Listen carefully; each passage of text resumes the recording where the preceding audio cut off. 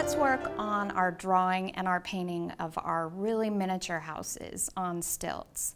I've indicated with my marks from the very beginning when we used the mat where I need my houses to go to. I don't want them any higher than that. If you need to draw a line across, a very light line, go ahead and do that. That will give you a better idea of what you need to, where you need to stop and what space you need to fill. So the first thing that I would do, and again, I've taped it down on all four sides to a whiteboard, and it will allow you to turn it as you work on it, because again, it's much easier to work at an angle or even horizontally than trying to draw up and down.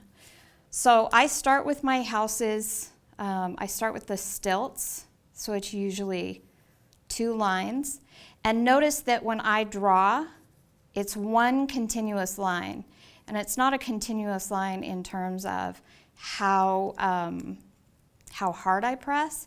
It's just that it's one continuous line rather than lots of little sketching motions. So here's my start. I always try to make sure that my houses are not the same width or height, so I'll look across to see where they are. And I'm going to put a really tall, thin house right here. I'm going to add a roof. Add a roof. Now this one is really, really close to the edge. So I'm actually going to do a flat roof.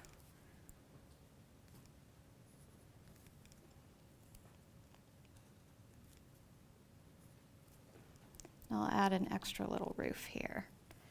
Once I have my levels, the blocks of my houses, I go back and add doors and windows. Just easy little doors. Try to make them about the same size. And remember, don't place the doors in the exact same place. I'm going to put a window here.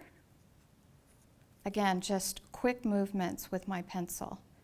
Nothing perfect or measured. One continuous line. I'm going to put a circle window here, and another window here. Remember, it doesn't have to make sense since it's imaginary. I'm going to actually create a second floor right here.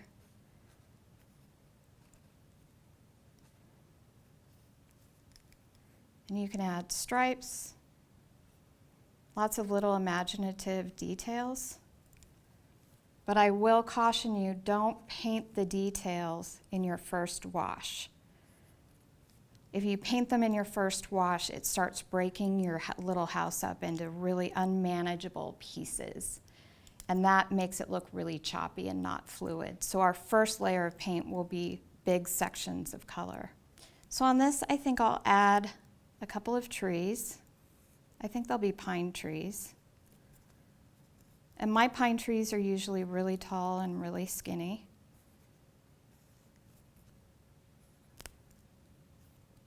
The lines are continuous. Again, in groups of 3. And that's all I would do, although that is a very crooked tree. I'm going to erase that, try that again. Again, if you turn your board, sometimes it's easier to get them right. Much better. So now we'll start with the painting.